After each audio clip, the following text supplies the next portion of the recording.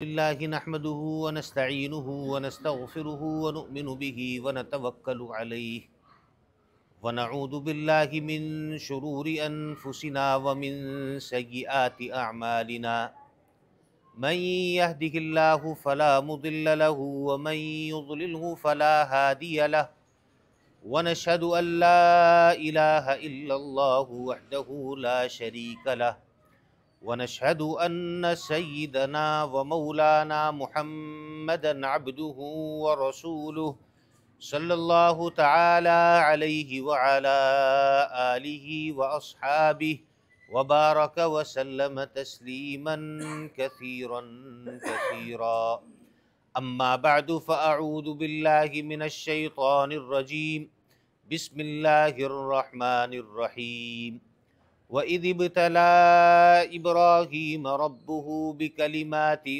فَأَتَمَّهُنَّ قَالَ إِنِّي جَاعِلُكَ لِلنَّاسِ إِمَامًا قَالَ وَمِنْ ذُرِّيَّتِي قَالَ لَا يَنَالُ عَهْدِ الظَّالِمِينَ صدق اللہ وصدق رسولہ النبی الکریم ونحن علی ذلک لمن الشاہدین والشاکرین والحمد للہ رب العالمین۔ میرے عزیز بھائیو، محترم دوستو اور بزرگوں، جو آیت مبارکہ خطبے کے اندر تلاوت کی گئی ہے، اس آیت میں اللہ رب العزت نے یہ ارشاد فرمایا کہ اللہ تعالیٰ نے آزمائش کے اندر ڈالا ابراہیم علیہ السلام کو چند چیزوں کے اندر، چند کلمات کے اندر، فَأَتَمَّهُنْ، اور وہ ان امتحانات میں کامیاب ہو گئے۔ قَالَ إِنِّي جَاعِلُكَ لِلنَّاسِ إِمَامًا، تو اللہ تعالیٰ نے یہ فرمایا کہ ہم تمہیں دنیا کا امام بنا دیے، ہم نے تمہیں دنیا کا امام بنا دیا۔ قَالَ وَمِن ذُرِّيَّتِي، کہا کہ میری اولاد کا کیا ہوگا؟ قَالَ لَا يَنَالُ عَهْدِ الظَّالِمِينَ، تو اللہ تعالیٰ نے یہ فرمایا کہ جو ان میں سے حد سے تجاوز کرنے والے ہوں گے، یہ وعدہ ہمارا ان کے ساتھ نہیں ہے۔ حضرت ابراہیم علیہ السلام اللہ رب العزت کے برگزیدہ انبیاء میں سے ہیں، اور حضور نبی کریم صلی اللہ علیہ وسلم کے جد امجد ہیں۔ حضور علیہ السلام کا سلسلہ نسب حضرت اسماعیل سے ہوتا ہوا حضرت ابراہیم تک پہنچ جاتا ہے۔ حضرت ابراہیم علیہ السلام ان کی پوری زندگی ابتلاؤں اور آزمائشوں کے اندر گزری، اور جس آزمائش کے اندر اللہ تعالیٰ نے ان کو آزمایا، یہ اس کے اندر کامیاب ٹھہرے۔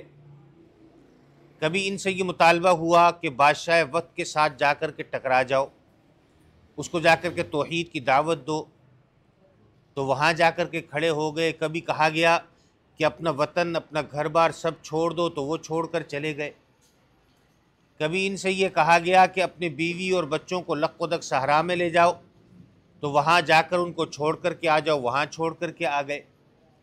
اپنے چہیتے بیٹے کی گردن پر چھری چلا دو، تو چلانے کے لیے تیار ہو گئے۔ بیت اللہ کی تعمیر کے لیے حکم ہوا کہ جو حضرت نوح علیہ السلام کی قوم پر عذاب آیا، اس کے اندر یہ تعمیر ختم ہو چکی تھی، تو نئے سرے سے تعمیر کے لیے کہا گیا، تو اس تعمیر کے لیے تیار ہو گئے۔ غرض یہ کہ جس ابتلاء اور آزمائش کے اندر اللہ تعالیٰ نے ڈالا، یہ اس ابتلاء اور آزمائش میں کامیاب ہوئے، اور کسی بھی موقع پر مڑ کر یہ نہیں دیکھا کہ یہ کام میں کیسے کروں گا، یا اللہ تعالیٰ سے یہ کہا ہو کہ میں کیوں کروں۔ تو کسی بھی موقع پر ان سے یہ اس طرح کا کوئی فعل سرزد نہیں ہوا۔ کامل طریقے پر اللہ تعالیٰ کے احکامات کو مانا، تو اللہ تعالیٰ نے ایک تو انہیں دنیا کا امام بنایا، اور دوسرا خلیل اللہ کا لقب عطا فرمایا کہ اللہ کے دوست ہیں۔ اللہ تعالیٰ نے انہیں اپنا دوست فرمایا، خلیل اللہ فرمایا گیا۔ تو یہ خلیل اللہ اس لیے بنے کہ انہوں نے اللہ تعالیٰ کے ہر حکم کو بغیر کسی حکمت کے اور بغیر کسی مصلحت کے پورا کر کے دکھلایا ہے۔ تو ابراہیم علیہ السلام کی یہ زندگی ہمارے لیے ایک نمونہ ہے، اور اس کے اوپر ہمیں عمل کرنا چاہیے۔ اور خصوصاً یہ جو ایام اور یہ مہینے چل رہے ہیں، ان مہینوں کے اندر خاص طور پر دو عبادات ہیں کہ جو اسی پورے خاندان کی صفات کا نام ہے۔ حج کی عبادت ہے، اس کے اندر بہت ساری چیزیں ہیں کہ جو ابراہیم سے متعلق ہیں، کچھ چیزیں ہیں جو حضرت اسماعیل سے متعلق ہیں، کچھ چیزیں ہیں جو اماں ہاجرہ سے متعلق ہیں. تو یہ چیزیں اس کے اندر پائی جاتی ہیں، اور اللہ تعالیٰ نے رہتی دنیا تک کے لیے اس کو لوگوں پر عمل کرنا ضروری قرار دے دیا ہے. اسی طریقے پر دوسری عبادت قربانی کی عبادت ہے، وہ بھی حضرت ابراہیم اور حضرت اسماعیل سے متعلق ہے. اللہ تعالیٰ نے قیامت تک لوگوں کے لیے اس قربانی کو لازم قرار دے دیا ہے. تو حضرت ابراہیم علیہ السلام کی جو زندگی ہے، یہ اللہ تعالیٰ نے آزمائشوں کے اندر انہیں رکھا، مختلف موقعوں پر مختلف طریقوں سے آزمائش کے اندر ڈالا اور انہیں آزمایا، اور تمام آزمائشوں کے اندر یہ کامیاب ٹھہرے. حضرت ابراہیم علیہ السلام چھوٹی سی عمر میں تھے. نبی کوئی بھی ہو تو پیدا ہوتے ہی نبی ہوا کرتا ہے، توحید پرست ہوا کرتا ہے. حضرت ابراہیم علیہ السلام کے جو والد تھے اور والدہ تھی، یہ بتوں کی پوجا کیا کرتی تھی. یہاں تک کہ حضرت ابراہیم کے جو والد آزر، جن کا ذکر قرآن کریم کے اندر آیا ہے، یہ خود بت بنا کر ان کو بازار کے اندر بیچا کرتے تھے، اور جو وقت کا بادشاہ ہوا کرتا اسے اپنا معبود سمجھا کرتے تھے.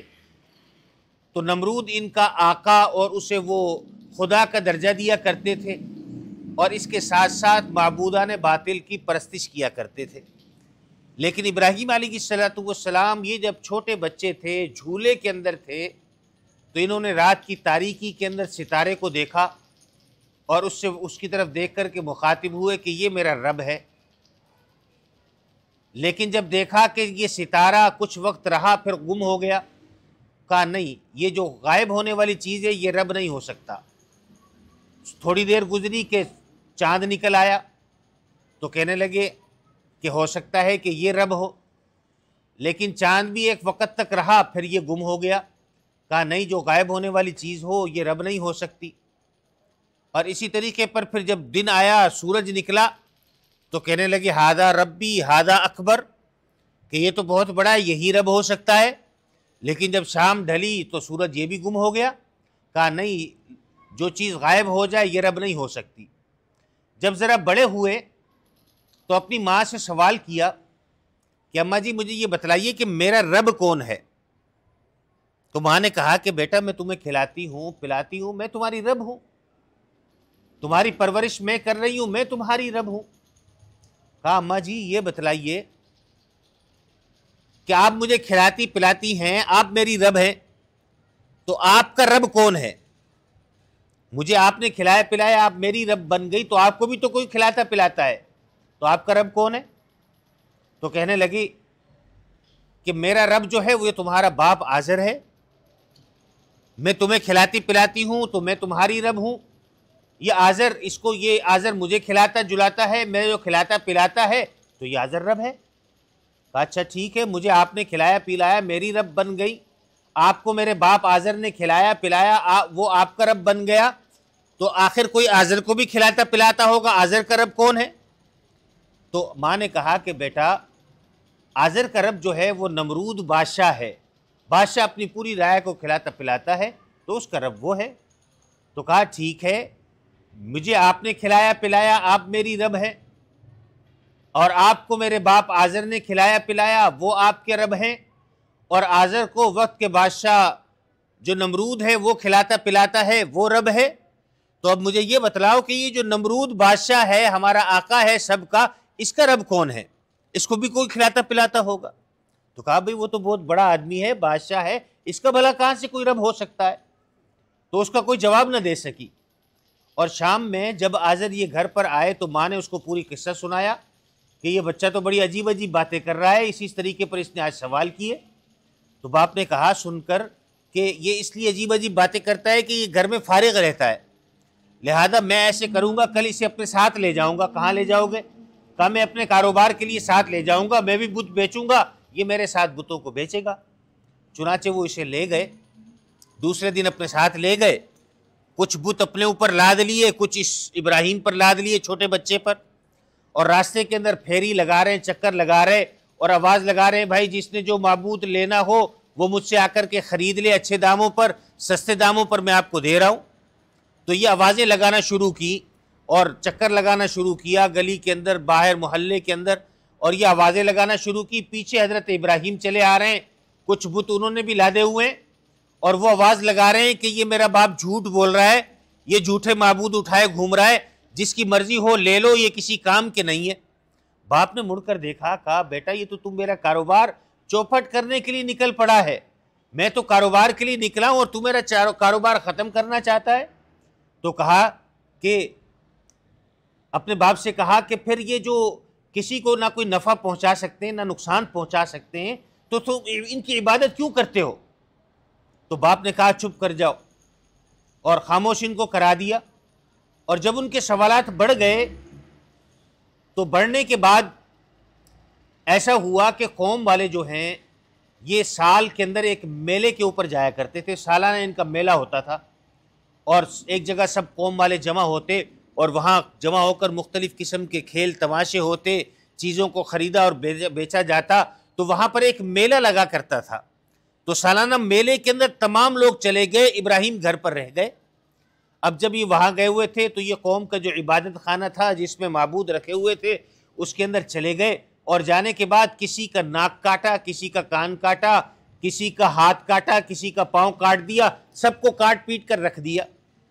اور ان کا جو بڑا معبود تھا اس معبود کے کندھے پر کلہاڑا لا کر کے لٹکا دیا, اور وہاں سے چلے گئے. قوم جب واپس آئی, آ کر انہوں نے عبادت کرنے کے لیے اپنا عبادت خانہ کھولا تو پتہ چلا کہ کسی کا ہاتھ کٹا ہوا ہے, کسی کا ناک کٹا ہوا ہے, کسی کا منہ کٹا ہوا ہے, اور کسی کے پاؤں کٹے ہوئے ہیں, کاٹ پیٹ ہوئی ہوئی ہے, معبودان کا برا حشر ہے. تو اب جب قوم نے دیکھا تو ایک دوسرے سے پوچھنے لگے, تو کہنے لگے کہ ایک ہی بندہ ہو سکتا ہے کہ قالوا سمعنا فتى یذکرہم یقال لہ ابراہیم, کہ ایک ہی آدمی ہے جو ہمارے معبودوں کے خلاف بات کرتا ہے, اسے ابراہیم کہا جاتا ہے, یہ کام اسی کا ہے. چنانچہ قوم والے ابراہیم کو پکڑ کے لائے اور آ کر کہا ابراہیم یہ کام تم نے کیا ہے؟ کہا مجھ سے کیوں پوچھتے ہو, یہ بڑے صاحب سے پوچھ لو, تمہارا بڑا معبود ہے, اس سے پوچھ لو, کلہاڑا اس کے کندھے پر لگا ہوا ہے, اسی سے پوچھ لو, ہو سکتا ہے اس نے یہ کام کیا ہو. کہا ابراہیم کیا بہکی باتیں کرتا ہے, یہ نہ سن سکتے ہیں, نہ دیکھ سکتے ہیں, نہ یہ بول سکتے ہیں, تو یہ کیسے ہمیں جواب دیں گے؟ تو ابراہیم علیہ السلام نے اسی وقت توحید کی دعوت دی کہ دیکھو جو نہ سن سکتے ہیں, نہ دیکھ سکتے ہیں, نہ بول سکتے ہیں, گویا کہ یہ کسی قسم کا کوئی نفع اور نقصان نہیں پہنچا سکتے, تو بما تعبدون, تم ان کی کیوں عبادت کرتے ہو؟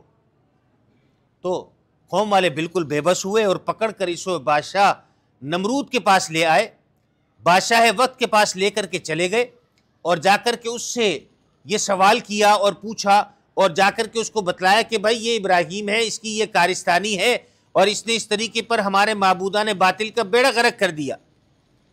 چنانچہ دربار کے اندر پیش کیا گیا, ان سے سوال کیا, انہوں نے پھر جب یہی باتیں کی کہ جو نہ فائدہ دے سکتے ہیں, نہ نقصان دے سکتے ہیں, نہ کسی قسم کا یہ بول سکتے ہیں, نہ سن سکتے ہیں, تو تم ان کی عبادت کیوں کرتے ہو؟ تو بادشاہ نے حضرت ابراہیم سے پوچھا کہ بتاؤ پھر تمہارا رب کون ہے؟ کہا میرا رب تو اللہ ہے, آسمانوں پر ہے, میرا رب اللہ ہے. کہا تیرا رب کیا کرتا ہے؟ کہا میرا رب زندہ کرتا ہے, میرا رب مار دیتا ہے. تو بادشاہ وقت سے یہ مکالمہ ہوا تو بادشاہ کہنے لگا کہ یہ کون سی بڑی بات ہے, میں بھی زندہ کر سکتا ہوں, میں بھی مار سکتا ہوں. چنانچہ جیل سے قیدی کو کہ جس کے اوپر پھانسی کی سزا ہو چکی تھی اس کو بلوایا اور بلا کر آزاد کر دیا کہ جاؤ تم آزاد ہو. کہا دیکھو یہ مرنے والا تھا, میں نے اس کو زندہ کر دیا. اور راستے کے اندر ایک شخص چلا جا رہا تھا, بے قصور تھا, اس کو پکڑا اور پکڑ کر اس کا سر قلم کروا دیا. کہا دیکھو میں بھی مار سکتا ہوں, میں نے بھی زندہ کیا, میں نے بھی مار دیا, اس کے اندر تمہارے رب کی کون سی وہ بڑی بات ہوئی؟ تو حضرت ابراہیم نے کہا اچھا یہ بات ہے, تو پھر میرا رب وہ ہے کہ یأتی بالشمس من المشرق فأت بها من المغرب, کہ میرا رب تو وہ ہے کہ جو سورج کو مشرق سے طلوع کرتا ہے, مغرب میں غروب کر دیتا ہے. اگر تو بھی رب ہونے کا دعویٰ کرتا ہے تو اس کو مشرق کی جگہ مغرب سے طلوع کرو, مغرب سے نکال کر کے بتلاؤ تو میں تمہیں مان لوں گا. تو فبہت الذی کفر, تو وہ بالکل کافر مبہوت ہو گیا, اس کے پاس کوئی جواب نہ رہا. چنانچہ اس نے اپنی کابینہ بلائی اور کہا کہ حرقوہ وانصروا, انہوں نے فیصلہ کیا کابینہ نے مل کر کہ حرقوہ وانصروا آلہتکم, کہ اس کو جلا دو اور اپنے جو معبود ہیں ان کی مدد کر دو. معبود نے ان کی کیا مدد کرنی تھی, یہ اپنے معبود کی مدد کرنے کے اندر لگے ہوئے ہیں. تو کیا کہا کہ اس کو جلاؤ اور جلا کر اپنے معبودان باطل کی مدد کر دو۔ چنانچہ انہوں نے 6 مہینے تک لکڑیاں جمع کر کے ایک آگ کا بڑا الاؤ جلایا اور تیار کیا، اور بڑا لمبا چوڑا الاؤ تھا۔ اس کی آگ کی کیفیت یہ تھی کہ اس کی لپٹیں اوپر اٹھتی تھیں، اور اگر کوئی پرندہ اس کے اوپر سے گزر جائے تو وہ جل بن کر اس آگ کے اندر گر جایا کرتا تھا، اتنی شدت کی آگ جلائی۔ اور منجنیق کے ذریعے سے حضرت ابراہیم علیہ السلام کو اس آگ کے اندر پھینک دیا گیا۔ اللہ تعالیٰ کی قدرت کا یہ کرشمہ ہوا کہ اللہ تعالیٰ نے آگ کو حکم دیا کہ یا نارو کونی بردن و سلامن علی ابراہیم، کہ اے آگ تو ابراہیم کے لیے ٹھنڈی اور سلامتی والی ہو جا۔ چنانچہ آگ نے اللہ تعالیٰ کا حکم ڈالا، مانا اللہ کا حکم ہوگا آگ کو تو آگ جلائے گی، اور اللہ کا حکم آگ کو نہیں ہوگا تو آگ کبھی نہیں جلائے گی۔ چنانچہ ابراہیم علیہ السلام اس آگ میں گئے تو جن رسیوں کے اندر جکڑ کر اندر پھینکا گیا تھا وہ رسیاں اس آگ کی وجہ سے جل گئیں، لیکن ابراہیم علیہ السلام کے جسم کا کوئی ایک بال بھی اس آگ نے نہیں جلایا۔ وہ آگ ابراہیم علیہ السلام کے لیے ٹھنڈی اور سلامتی والی ہو گئی۔ اللہ تعالیٰ نے آگ کے اندر گرایا، اور یہ امتحان تھا ابراہیم علیہ السلام کا، اور ابراہیم علیہ السلام اس حکم کو مان کر آگ کے اندر کودنے کے لیے تیار ہو گئے۔ یہاں تک کہ جبرائیل علیہ السلام نے آ کر کے عرض کیا آگ میں گرایا جا رہا ہے، میرے لیے کوئی حکم ہے؟ کہا نہیں، میں تو اللہ کے نام پر جا رہا ہوں، اللہ جانے اور میں جانوں، مجھے آپ کی کسی مدد کی ضرورت نہیں ہے۔ چنانچہ آگ کے اندر چلے گئے، اور اس طریقے پر پھر 40 دن اس آگ کے اندر گزارے۔ اور حضرت ابراہیم علیہ السلام یہ فرماتے ہیں کہ میری زندگی کے سب سے حسین اور خوبصورت دن یہی 40 دن تھے جو میں نے آگ کے اندر گزار دیے ہیں۔ تو اللہ تعالیٰ نے اس آگ کو ٹھنڈا بنایا، اور ابراہیم علیہ السلام کو اس آگ کے اندر کامیاب اور کامران کر کے 40 دن کے بعد باہر نکال دیا۔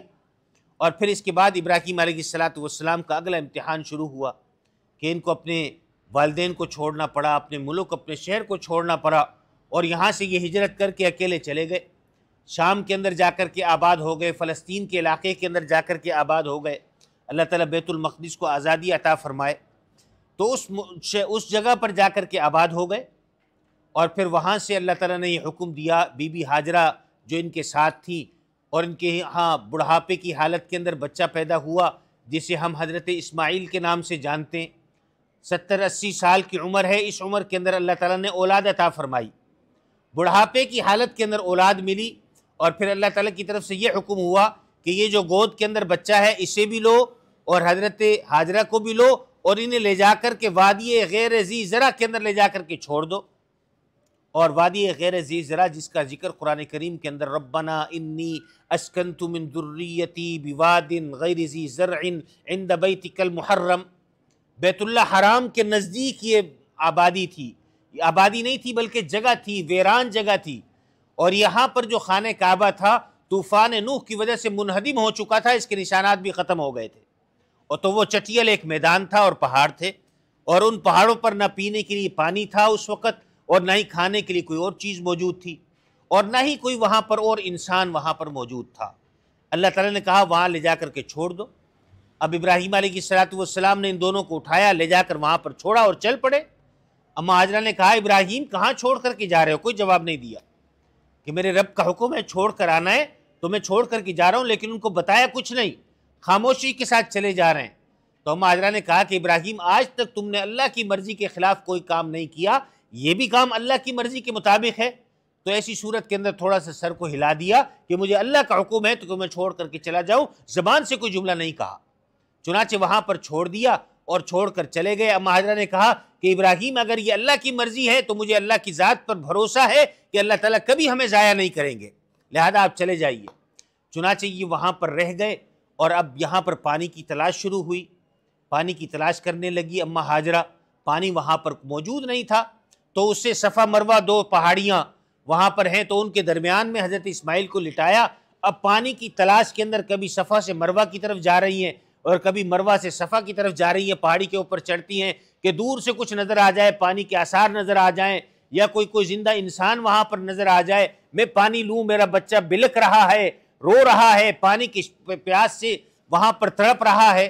بچہ وہاں پر تڑپتا تڑپتا رہا، اور یہ اما ہاجرہ کبھی صفا کی طرف کبھی مروہ کی طرف اس طریقے پر چکر لگا رہی ہیں، تو چکر لگاتے لگاتے اسماعیل علیہ السلام کے پاؤں کی ایڑی کی جو رگڑ لگی، تو اس رگڑ کے نتیجے کے اندر پانی کا چشمہ وہاں سے اللہ تعالیٰ نے جاری فرما دیا، اور یہ پانی اس کثرت کے ساتھ جاری ہونا شروع ہوا کہ اماں ہاجرہ اس کو کہنے لگی کہ زم زم زم زم، زم زم کے معنی ہوا کرتے ہیں رک جا رک جا، چنانچہ وہ پانی وہاں پر رک گیا۔ محدثین اکرام فرماتے ہیں کہ اگر اماں ہاجرہ یہ جملہ نہ کہتی تو یہ پانی دنیا کے ہر بشر تک یہ پہنچ جانا تھا، اس کثرت کے ساتھ نکلتا کہ یہ نکلتے ہوئے دنیا کے ہر کونے کے اندر یہ پانی پہنچ جاتا۔ ابھی بھی اتنی کثرت کے ساتھ ہے کہ دنیا جہاں کے لوگ اس کنویں سے آج تک پانی پی رہے اور قیامت تک وہاں پر پانی پیتے رہیں گے، یہ پانی ختم نہیں ہوتا۔ شاید ہی کوئی مسلمان ایسا ہو کہ جو کہے کہ میں نے کبھی زمزم کا پانی نہیں پیا، جو نہیں بھی گیا وہاں سے جانے والے اپنے ساتھ لاتے تو وہ زمزم اس نے بھی پیا ہوگا، تو اس کثرت کے ساتھ وہاں پر اب بھی موجود ہے۔ تو یہ زمزم کا کنواں اس طریقے پر وہاں پر دریافت ہو گیا۔ یہ امتحان ختم ہوا تو اب ابراہیم علیہ السلام کو واپس بھیجا کہ جاؤ اور وہاں سے اپنے بیٹے کو اٹھاؤ اور لے جا کر کے ذبح کر دو۔ چنانچہ وہ اس کو اٹھا کر ان کو ذبح کرنے کے لیے لے چلے۔ تفصیلی واقعہ انشاءاللہ اگلی نشستوں کے اندر ہم بیان کریں گے۔ تو خیر انہوں نے ان کو لیا اور لے جا کر کے ان کے گردن پر چھری چلانا شروع کر دی، اور چھری چلانا شروع کی تو اللہ تعالیٰ نے کہا کہ قد صدقت الرؤیا انا کذلک نجزی المحسنین، کہ آپ نے یہ اپنا جو آپ کو جو حکم دیا گیا تھا وہ آپ نے پورا کر دکھایا ہے۔ اور اسی طریقے پر وَفَدَيْنَاهُ بِذِبْحٍ عَظِيمٍ وَتَرَكْنَا عَلَيْهِ فِي الْآخِرِينَ، کہ اس کی جگہ پر ایک جنت سے مینڈا لا کر ذبح کروا دیا گیا، اور یہ حکم دے دیا گیا کہ میں قیامت تک آنے والے لوگوں میں آپ کی اس سنت کو جاری فرما دوں گا۔ چنانچہ یہ سنت جاری فرما دی گئی، اور قیامت تک کے لوگ اس قربانی کے فریضے کو سر انجام دیتے رہیں گے۔ پھر اس کے بعد اللہ تعالیٰ نے ان کو یہ حکم دیا کہ اب بیت اللہ کی تعمیر کرو۔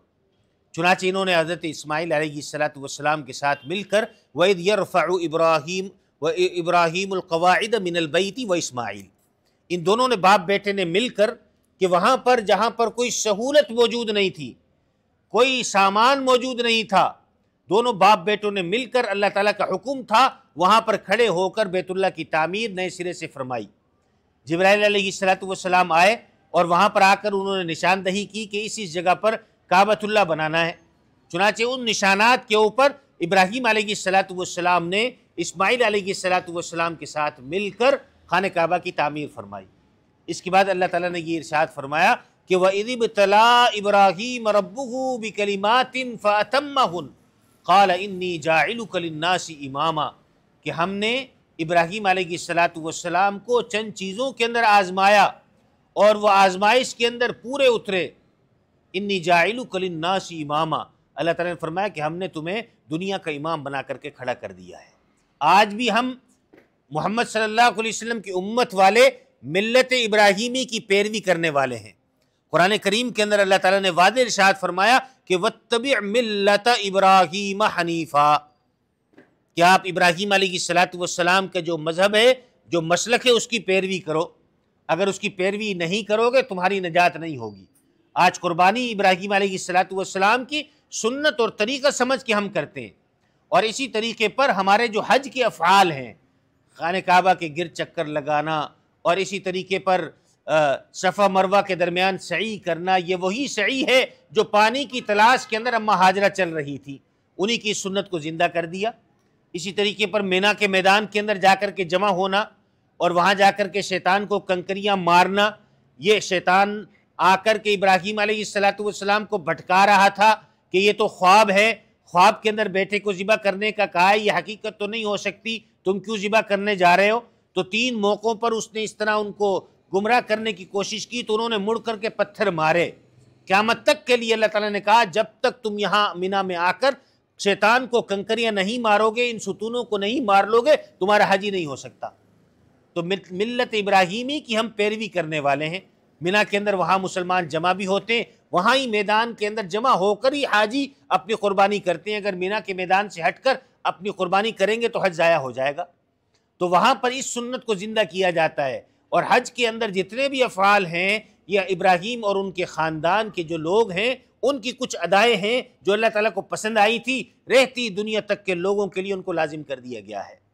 تو ہمیں بھی یہ حکم دیا گیا کہ تم بھی واتبع ملت ابراہیم حنیفا، ابراہیم علیہ السلام کی جو ملت ہے اس کی پیروی کرو، اس کے پیچھے چلو، کہ جس طریقے پر ابراہیم نے اللہ کے حکم کے آگے اپنا سر تسلیم خم کر دیا، کہ جب حکم ہوا کہ اپنے بیوی بچوں کو چھوڑ دو اس کو چھوڑنے کے لیے تیار ہو گئے، جب کہا کہ اپنے والدین کو چھوڑو تو اس کو چھوڑنے کے لیے تیار ہو گئے، جب کہا کہ اپنے وطن کو اپنے شہر کو چھوڑو تو اس کو چھوڑنے کے لیے تیار ہو گئے، بیوی بچوں کو لق و دق صحرا کے اندر چھوڑنے کا حکم ہوا تو ان کو چھوڑنے کے لیے تیار ہو گئے، بچے کو ذبح کرنے کا حکم ہوا اس کو ذبح کرنے کے لیے تیار ہو گئے، مڑ کر اللہ تعالیٰ سے سوال نہیں کیا کہ اللہ میں یہ کام کیوں کر لوں۔ اسی انداز پر ہمیں بھی ملت ابراہیمی کی پیروی کرتے ہوئے اللہ تعالیٰ کے احکامات کو ماننا چاہیے۔ ابراہیم علیہ السلام کی زندگی کا ہمارے لیے پیغام یہی ہے کہ جس طریقے پر ابراہیم علیہ السلام نے اللہ تعالیٰ کی اتباع کی، اللہ تعالیٰ کے احکامات کو مانا، تم بھی اسی طریقے پر اللہ تعالیٰ کے احکامات کو ماننے کے لیے تیار ہو جاؤ۔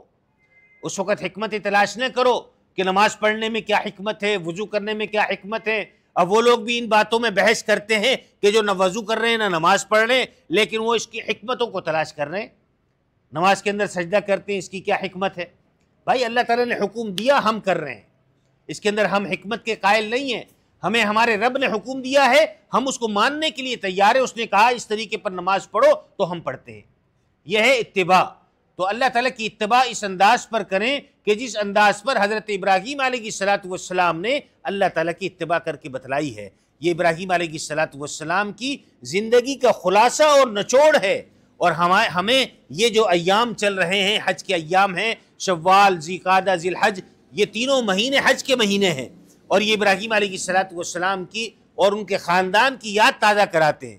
تو اس کے اندر ہمیں تجدید عہد کرنا چاہیے کہ جس طریقے پر ابراہیم علیہ السلام نے اللہ تعالیٰ کے احکامات کو مانا ہے، ہم بھی اسی طریقے پر اللہ تعالیٰ کے احکامات کو ماننے کے لیے ہر وقت تیار رہیں گے۔ اللہ تعالیٰ مجھے آپ کو کہنے سننے سے زیادہ عمل کرنے کی توفیق عطا فرمائے۔ وآخر دعوانا ان الحمد للہ رب العالمین۔